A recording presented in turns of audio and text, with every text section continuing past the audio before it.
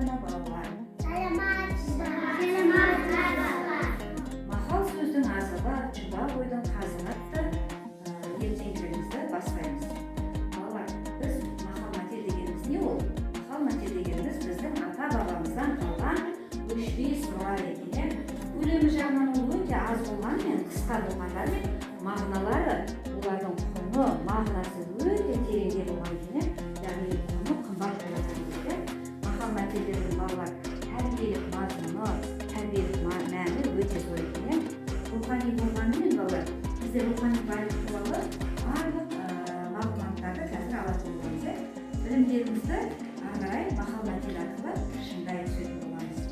Мақал сөздің мәйеті тұз астың дәмін келтіреді.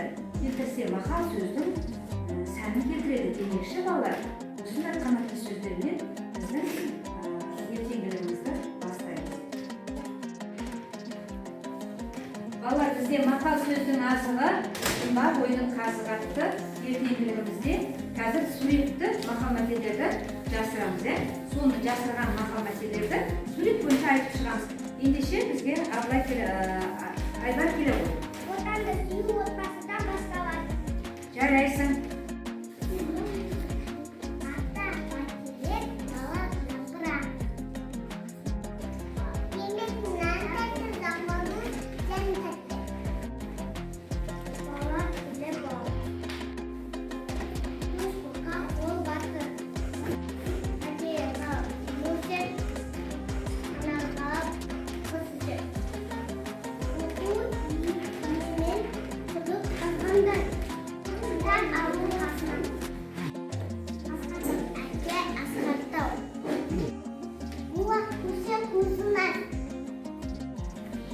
Оттан да ыстық. Жақсыдан үйрен, жаманнан жирен. Балалар, бізде қазір келесі айналып жұмбақтар шеше аламыз ба? Қабат қаттама, ақылың болса аттама.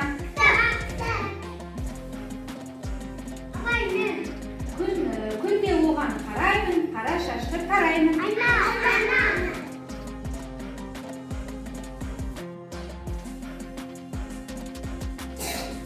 Таңмен көзін ашады, әлемге нұрын шашады. Күн. Мақсат. Күн. Тамаша, дұрыс па балалар? Келесі жұмбақ.